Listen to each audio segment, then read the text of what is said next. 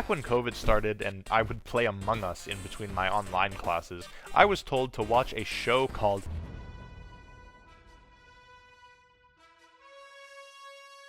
I missed the initial release, so I was able to binge through all 8 episodes, of course, in between my classes, and let me tell you, I was hooked. I was immediately pulled in by the realistic exploration of the superhero genre.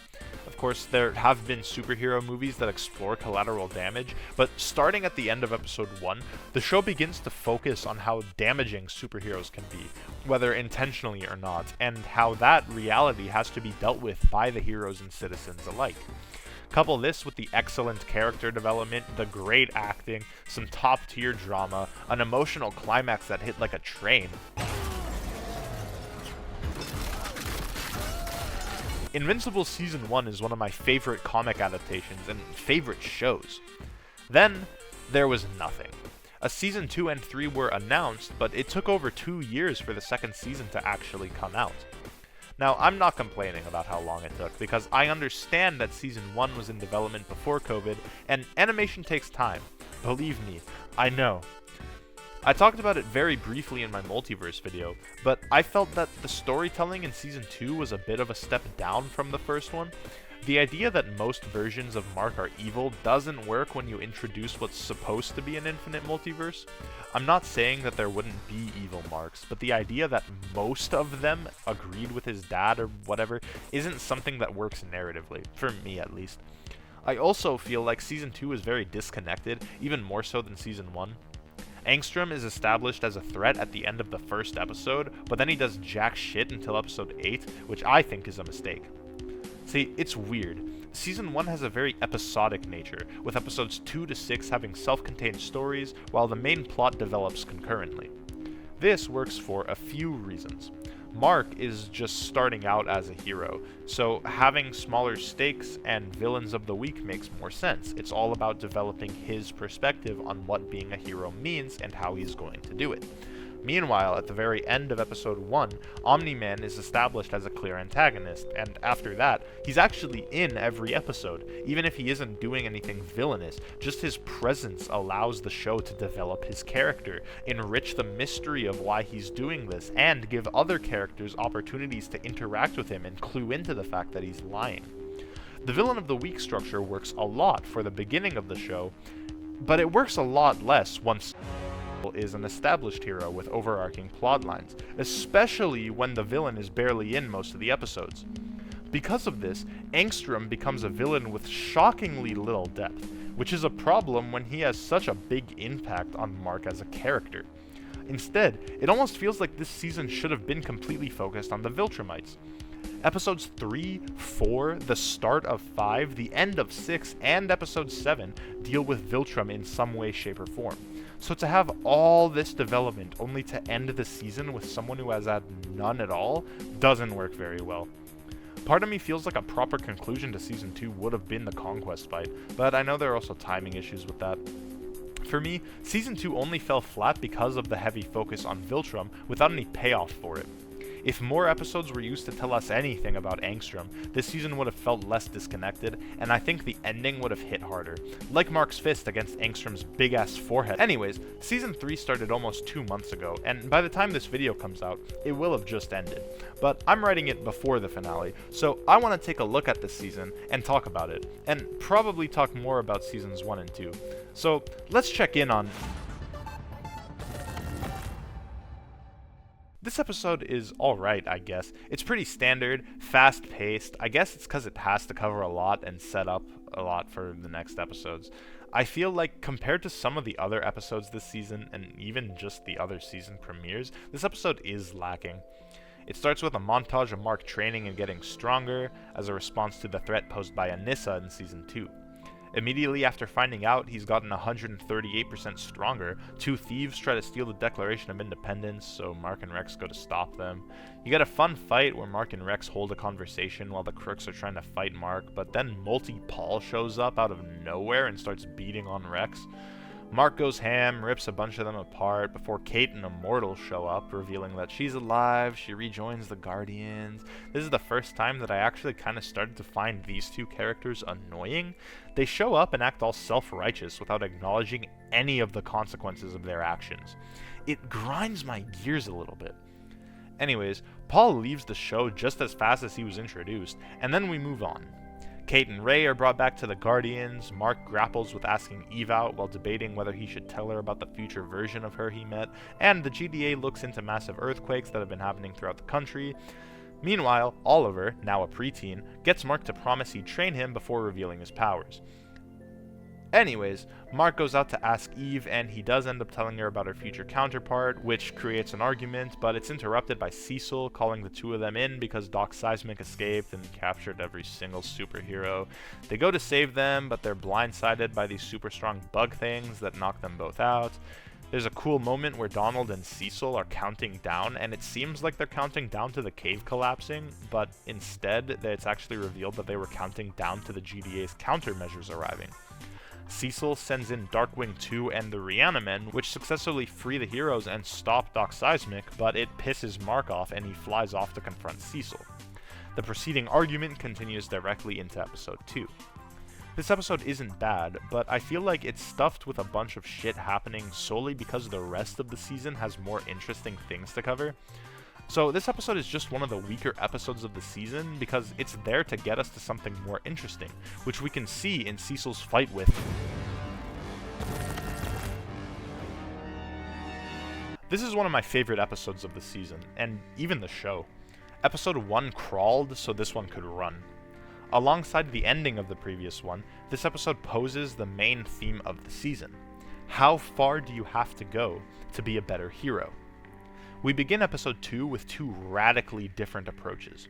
Mark believing that being a hero is to be absolutely good, while Cecil argues for using whatever means necessary to actually save the world. We can be the good guys, or we can be the guys that save the world. But Mark is still angry that Cecil is using villains that Mark has stopped, seemingly without them having been punished for their crimes. Cecil, instead of trying to reason with Mark, constantly escalates the situation, treating him like a threat, which pushes him to actually become one. And it's my favorite fight scene in the whole show. It shows just how far Mark has come when he fights multiple Reanimen without breaking a sweat. In Season 1, Mark could barely handle 1, let alone 5, but here, Mark literally pops 2 of them. It's so fucking cool. Anyways, because of this, Cecil whips out a sonic implant that he put inside Mark's head at some point. Mark then flies to the Guardians to get it removed, but Cecil follows him and overloads him with the sonic device and multiple Reanimen. But once Rudy blocks the signal, Mark goes back to slicing through them like butter. It's so incredibly satisfying. I absolutely love this. After the fight, there's some more discussion about the main themes of the season. Mark threatens to kill Cecil, and Oliver asks why he didn't do it then and there. Mark explains that he doesn't kill, but Oliver doesn't agree with that sentiment. Meanwhile, the Guardians of the Globe split up because of this altercation with Mark. A lot of them feel like Cecil is using them until he has no use for him anymore, and they want to value the right thing over following orders. So they split up, with Immortal, Shapesmith, Samson, and Kate staying, while Rex, Rudy, Monster Girl, Bulletproof, and Ray all leave. I think that the questions posed this season are very nuanced and genuinely interesting. You can agree and disagree with Mark and Cecil for various reasons, which is why I love this conflict so much. I also love that the story this season is pushing Mark to kill. I find that a lot of superhero media is focused on either telling stories about very strict no-killing rules, or not caring about that shit at all. You either get things like Into the Red Hood or Daredevil, where the no-kill rule is an important part of their stories, and it is almost constantly explored through different storylines. Or you get most of the other shit in the MCU, where the heroes don't have any qualms about blowing someone to smithereens during a fight. Or the DCEU, where basically all the heroes have at least one kill. It's refreshing to see a story that pushes someone to have a nuanced view on it. Someone who values the lives of people, but who has to realize that at a certain point, when someone proves that they cannot be reasoned with, that they will not stop going after you, and innocent people keep paying the price, there isn't any justification to keep them around. Overall, Episode 2 is probably my favorite of the season.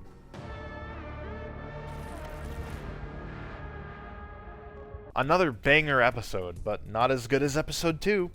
This one is very centered on Mark and Oliver training. Mark gets his new suit, which is great. Oliver gets a suit, which is great. There are a couple of fun action scenes, some setup for later episodes. It's all cool.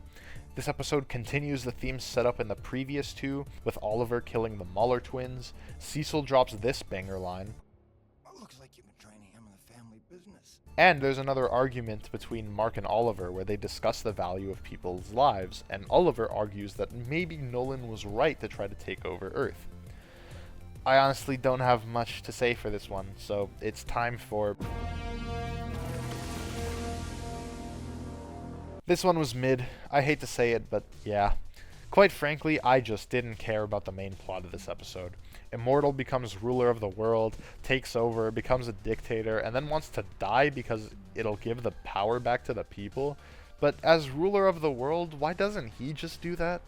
I understand living too long and wanting to die, but like, just give the power back? If I'm being honest, I like everything that happens after Mark rips out Immortal's head. I like him asking Eve if he's a good person. I like putting Mark in that kind of trolley problem position where it's kill one or kill many by doing nothing. I like how immediately after Mark kills him, the twins come in and thank him because it's great for their lives, but it makes Mark feel so much worse about what he did. He discusses it with Eve and then they fly around, which is a great sequence, but the lack of David is palpable. I really do like the scene where Mark is just staring at Eve. It's really cute. Then it cuts away from them and goes to Alan and Nolan, which is easily the best part of the episode. It's fun action, it's nice to get more stuff with the two characters, but until the finale, this is the biggest development you're going to get with that Viltrumite plotline this season. I feel like this episode just doesn't hit as hard as it might have been intended to. The title card drops out of fucking nowhere. It's one of the most lackluster intros in the series, and that's how I feel about the episode. Let's get on to an episode that's actually about... Okay, so I was looking forward to this one before the episode came out, because in the pre-episode teaser, it was actually a really cute scene between Mark's family and Eve, with Mark and Oliver kicking each other because Oliver keeps on accidentally calling Mark out. However, the main plot of the episode was pretty boring. They start Invincible Inc., which is cool, I guess. There's a giant fight with a dragon, which is cool, I guess. Here's the thing, I'm chill with filler episodes. I'm chill with episodes that set up future plot lines, as long as the episode is good. Episode 5 of Season 1 is very similar, except it actually impacts the story going forward. Samson and Monster Girl are badly injured, and they're recovering in Episode 6. Mark is almost killed, and it takes all of that just to stop Machine Head and deactivate him. Titan becomes the head of whatever syndicate Machine Head was in charge of, but then we come back to these threads 3 years later, and Machine Head's just back. They turned him on again for some reason. The fight with the dragon is lackluster. Machine Head killing the dragon dude is lackluster because I personally feel like it came out of nowhere. And it actually, genuinely, I'm not exaggerating because I didn't like it, it has no plot threads that impact the following episodes. This is as filler as it gets. It's not even good filler, it's just boring. They removed the comedy from the comics too, like Mark yelling at the Electro clone to go back into prison. This episode's just kind of boring.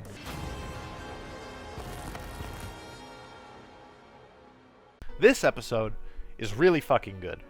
Like I said at the beginning, this show is very good at exploring the reality of superheroes and the collateral damage they cause. Opening the episode with Scott's perspective of Chicago was great. I love when superhero media does this. After this, we're thrown into the present day where Scott permanently mutilates himself in an attempt to bring justice into his own hands and stop Mark himself. I think that this is an excellent episode that explores the theme of the episode and the season very well. It harkens back to Chicago, explores the idea of Mark and his inaction, and explores revenge and its toxic results. I think something like this is the perfect story to encapsulate the arc Mark is going through. Having him come face to face with the result of his fight with Nolan was great.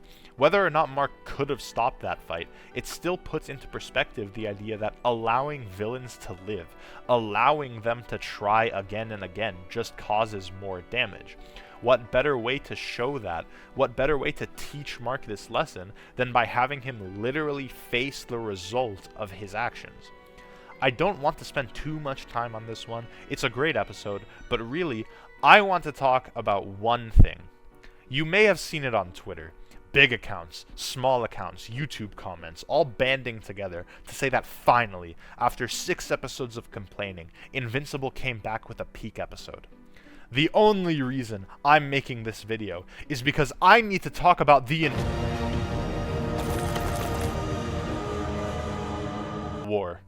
The Invincible War is something that I had been looking forward to ever since I found out about the multiversal aspects of Season 2. It was around this time that I started learning more about where the story was going to go and how the comics generally play out. So, I heard about the Invincible War, and I was honestly pretty excited. Doppelgangers are always fun, especially when they fight, and imagine an entire war fighting against different versions of yourself. Given how good they were doing at expanding what happened in the comics during Season 1, I had high hopes.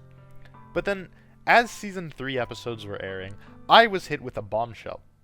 The war only lasts 1 issue. Immediate red flag. I'm not here to dictate how a comic should be written, and maybe it being 1 issue works there, but given how short it was, I began to have doubts about how it would be adapted. I got even more worried when I realized that this season was undoubtedly going to end with the Conquest fight, and episode 6 was going to be Powerplex. So I realized that left episode 7 as the only one that would be covering the war. So going into this episode, I had low expectations. I knew it would cover the big events, I knew it would be rushed as hell, and I knew it would end with Conquest showing up, and that was really all I could expect. I had a sliver of hope that maybe it would be expanded upon. Maybe it wouldn't be a rushed episode just meant to push the plot forward. But I watched it, and it was somehow even worse than I thought it would be. So, the episode starts with a flashback to show that after Mark bashed Angstrom's face into a thin paste, he actually somehow didn't die, and instead portaled himself to a reality with some people who put him back together. Then, entirely off-screen, he gathered 18 different evil Invincibles, made some deals with them, and brought them all to the main Earth, where they begin their war. This is the first 3 minutes of the episode, and the war has already started. Day 1, you get some character arc with Mark and Eve before, bam, a montage with several Invincibles attacking places around the world. You get to see some other heroes in this world come out again, and this is honestly one of my problems with the episode. My problem isn't that there are other heroes, because I know that there are, we've seen them before, but you know what? They've only ever been brief glimpses, cameos at best. We never get a sense of how strong they are. We never get a sense of what they're like, who they are, what their powers are. But we're expected to believe that some of them are so strong that they manage to take out evil Marks on their own. I know this isn't a problem in the comics, because the other heroes have their moments beforehand, and they're actually established, whether that's through the Invincible series or through their own comic lines.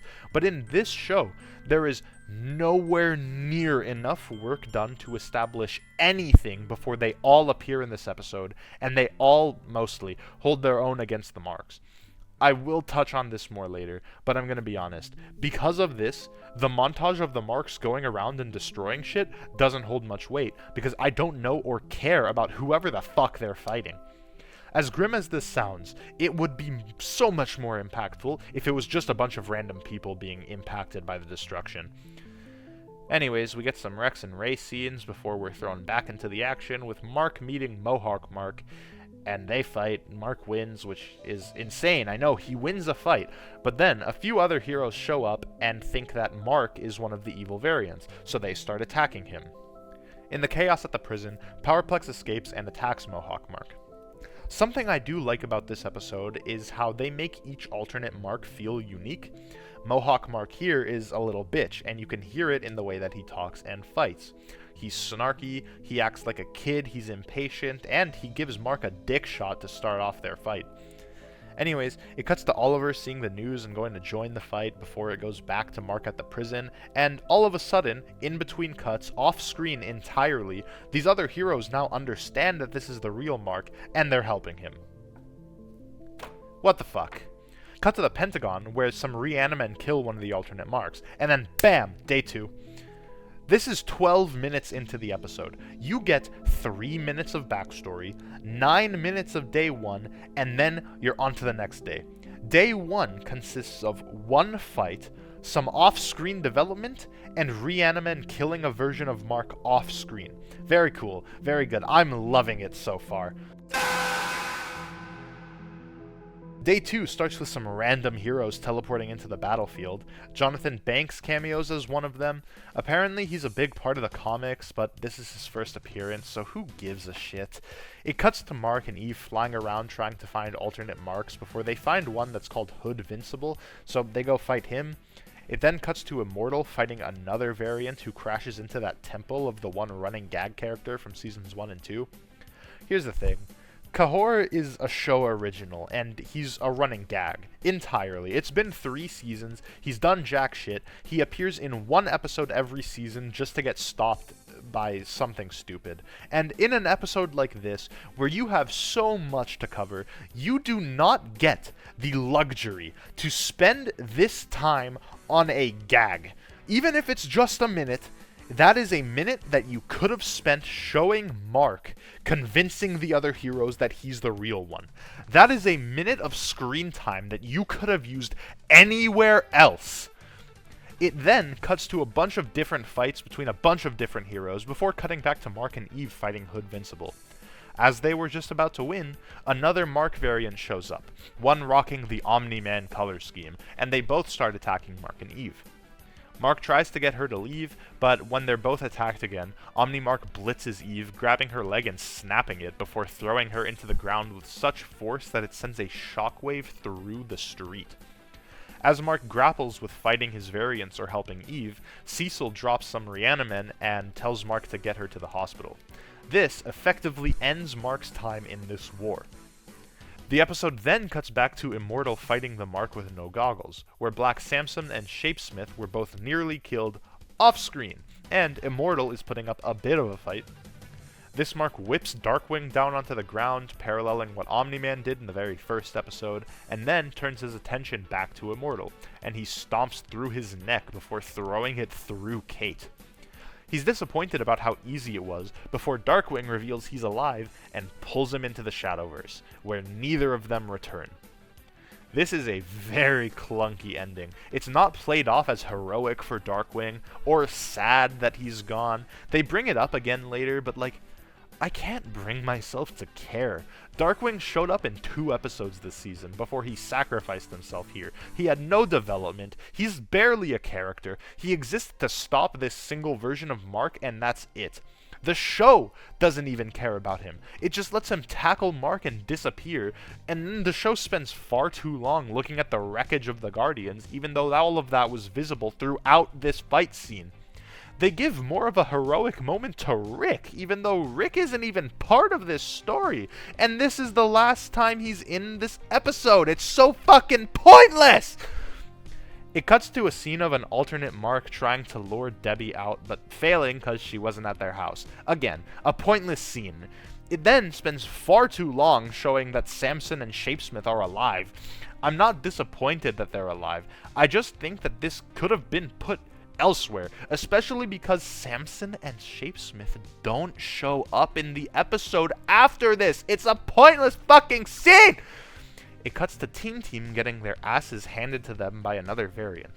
Bulletproof takes Rudy and Monster Girl away before Rex sacrifices himself to blow up this version of Mark. One thing left! Mm-hmm. And what's that? My entire goddamn skeleton, dickhead! Don't get me wrong, this scene is sad. I did tear up because of Rex's death. I actually like him. But there are two decisions that make this scene less impactful to me. One is the dialogue. I know in the comics Rex has the "my skeleton" line when he blows himself up, but in my personal opinion, specifically pointing out that he's using his skeleton feels like too much exposition. I know it would still be the same if I had it my way, but I think a much cooler line would be if Rex had just said "me" in response to the Mark variant. The other thing is that immediately after Rex blows up, they cue up a Billie Eilish song, and it immediately took me out of the episode. I have no ill will to Billie and her music, but I don't like this song, and honestly, hearing Billie Eilish in anything, even that one Umbrella Academy fight scene, takes me out of the scene entirely. This was a massive blunder. It gave Rex's death no time to breathe, and then it just cuts to the aftermath of some other fights while Mark refuses to leave Eve's side. This is where Mark stays for almost the rest of the episode. He's worried that if he leaves, some variants would show up and kill her. I understand it, but come on. Then it cuts to more aftermath sequences. Mohawk Mark is destroying shit. Oliver and some other heroes kill a Mark with long hair. Reanimants snap the neck of another one. Powerplex somehow kills one of them. Tech Jacket kills one in space, referencing that montage back at the very beginning of the fucking episode. And now, that brings me back to my point about the other heroes that appear in this episode. As an audience who only watched the show seeing these random heroes appear and actually kill these Mark variants, it makes this war seem very lackluster. I don't feel stakes in this story because the random-ass heroes are here destroying Mark variants. I'm sure it's fine in the comics, when these heroes are established, but they aren't characters in the show. There is no basis for how strong they are, and seeing them destroy various Marks makes me feel like this war isn't very high stakes. And all of this is still playing under the Billie fucking Eilish song. I love this episode. It's just so fucking great. I love it so much! Day 3. The episode cuts here just as abruptly as I did. There's a montage of the surviving Marks rampaging through various parts of the world, imitating the most iconic panel in the comics. Angstrom then tells the Invincibles to meet him at Mark's house, where you get a little bit more characterization for some of the variants. This one with the inverted color scheme and full mask only agreed to do this so he could see his mom again. The one with no mask misses his best friend and potential lover. It was confirmed he's actually gay, so that's fun. Mohawk Mark is an impatient bitch. Omni Mark is uncomfortable being at the house. It ever so briefly gives each of them a bit of character before they're immediately tossed out of the story. Something I liked in the comic version is that by this point in the comics, you can actually see that each Mark has some battle damage, but in the show, Mohawk Mark has one cut in his suit, and Maskless Mark has some blood on him, but that's about it. Also, another thing that makes me feel like this story has no stakes is that Angstrom is able to push all of them into an empty dimension using these fuck-ass balls. In episode 3, one of them exploding had no impact on the main Mark whatsoever, and later, Mark is able to resist millions of them at once. And seeing how none of the world's heroes could stop these 8 versions of him, it really feels like bullshit seeing all of them get pushed aside by a single fucking ball. To me, Angstrom isn't a viable threat. He's barely a fucking character. Last time he appeared, he got pancaked, and then he got no development again before coming back this season. He's no threat, he's no character, and these 8 Marks shouldn't have gotten fucked here, even if that's what happens in the comics. I would have expected Angstrom to at least open a portal in front of them as they tried to rush him, but this is even more lame. Anyways, Cecil finds Angstrom and sends Mark after him, where they have easily my favorite scene of the episode. I quite like this fight, I like the animation in this sequence, I love seeing Mark's anger, and how he's able to avoid all the tricks Angstrom was using against him in the Season 2 finale. And I absolutely love the end, where Mark has him, and Oliver tells Mark to kill him. When Mark says, "You've given me no choice," it feels so sinister, and I know that his arc of learning to kill his villains is going to be completed in the finale, but I could honestly see this as a suitable ending to that arc, coming to terms with the fact that when faced with someone like Angstrom, there really is no better option. But then Angstrom escapes, and Conquest shows up, and the episode ends. This episode has some good moments, but I find that it's overshadowed by the fact that they cover 3 days of war in 35 minutes. Only one main-ish character dies. A bunch of random heroes manage to kill Mark variants. Darkwing dies, but who gives a shit? Multiple Invincibles die off screen. Mark is sitting on his ass for half the episode, which I understand, but still. And the worst part of it is that everyone says it's the best episode of the show. I'm sorry, I want to like it, I really do, but doing it all in one episode was undoubtedly a mistake. Maybe it works in the comics, but just because it was meant to parody a big team-up event, it doesn't mean that that idea will translate well into a single episode of television. Just because that was the point in the comics, it doesn't need to be the point here. I don't care if it turned into the exact same thing it was parodying. It doesn't work in one episode, and because of that, I finished this episode wishing there was more. And to an extent, it killed my hype for the Conquest fight. I'm sorry, guys. I'm glad the vast majority of people like it, but I just don't understand how you can watch this episode and not feel like it was rushed and pushed into oblivion. I can't bring myself to like more than 2 scenes in this episode, and I can only hope that the finale is actually good, because I still want to like this season. But this episode, it's really fucking bad. I think this season could have benefited from having been arranged a little better. There are at least 3 ways that I would try to rearrange these events to make the season play out smoother and less rushed. One would be a big change, while the other 2 are smaller. The first way would be to put the Conquest fight in Season 2 and have this season be more focused on Angstrom. I don't know if this would actually work though, because there are some things that happen during the Invincible War that gives Mark the motivation during the Conquest fight. So maybe not that one, but I have 2 more ideas. The first is to let Conquest be an end-of-season cliffhanger. I don't know exactly when the show is going to reach some of the other comics storylines, but my guess, based on what I know, is that Season 4 is going to deal with the Viltrumite War. And seeing that, I would think that starting Season 4 off with Conquest would make things interesting. It would give Episode 1 a Viltrumite threat, and then you could build to the season ending with the war, making it feel like it has a cohesive villain in the Viltrumites. That would leave the finale of Season 3 to be a 2-parter, with the Invincible War being the focus of 7 and 8, allowing them to expand on the story and give it the time it truly needs. Alternatively, the second choice is to cut out Episode 5, since it did nothing for the plot, and have the rest of the season play out exactly the same. In the comics, this prison break happens before Mark is taken to the future to fight Immortal, and it also plays out completely differently. This fight with the dragon, and I'm pretty sure everything to do with Machine Head, just doesn't happen at this point in the comics. So take out this filler shit and make the season flow better. Episodes 1 to 4 will be the same, make 5 the Powerplex one, 6 and 7 could be Invincible War, and then 8 will be Conquest. Those are the options that I would consider, but I'm sure there are other ways to make it work. If you do that, then this season would really be...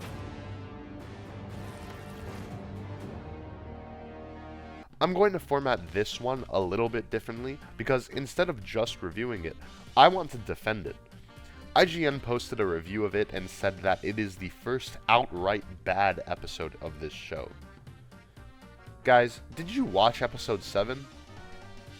Anyways, I know IGN is notorious for giving really bullshit reviews, but I'm going to break down the arguments anyway and explain why they're wrong. The arrival of the elderly, one-armed Viltrumite warrior Conquest at a time when Mark is caught once again between killing or not, sets the stage for a moral dilemma that never arrives, but whose conclusion is presented as though it were agonized over for 40 minutes. The moral dilemma was explored over the season, concluding with Mark realizing that sometimes he will need to kill villains for the greater good. In this episode, that moral dilemma is shown through Conquest actively killing people, dragging Mark through a bunch of citizens just like Nolan did in Season 1, and actively threatening and hurting the people Mark cares about. Claiming to love only death and destruction makes him a useful foil to Mark, but as an exclamation point on Season 3, he's a giant shoulder shrug with little connection to anything meaningful within Invincible. He's a Viltrumite. That's the main thread of the show so far. It's been explored in every fucking season. When Eve is gravely injured, she has her jaw broken and her insides strewn about, it's hard to get on board with the idea that she might actually die. The GDA possesses near magical technology capable of healing any injury, after all. But even before we're faced with this reality, the air is let out of the episode when Eve heals herself thanks to a power-up rooted in actual magic, pretty much out of the blue. Did you even watch the Adam Eve special? This magic power that came out of the blue was explored there. It's really not that hard to understand. Mark wailing away on Conquest is, therefore, a purely physical act with no emotion behind it. This is just factually wrong. Mark has been building up the notion of killing villains to save more lives, and on top of that, he's been dealing with Viltrumites for years. All they've been doing is kicking his ass and hurting people. It doesn't matter if Eve and Oliver both lived, the fact that he hurt them, the fact that he killed all those innocent people, and the fact that Mark has come to understand the benefit of killing villains push him to just bash Conquest's skull in.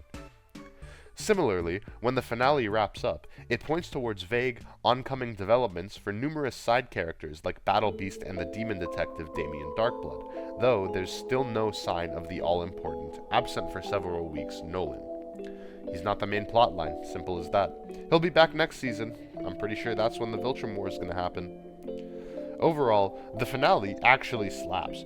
The fight with Conquest is fucking perfect. The brutality, the animation, the emotion, it's so good.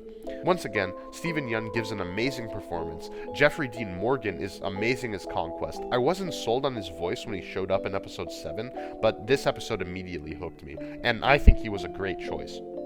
I also actually really like Oliver's voice actor, and just in general, the cast does a really good job this season. I knew how the fight played out, and I knew about the end where Mark headbutts Conquest, but seeing it animated actually gave me chills. Again, Steven Yeun knocked it out of the park with the lines and the scream during this part. Is this what you wanted? You enjoyed yourself? Still having fun?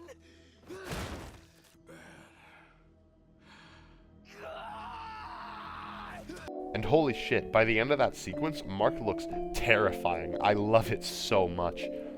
Overall, I do think that the season comes together at the end, even if it has some weak episodes throughout.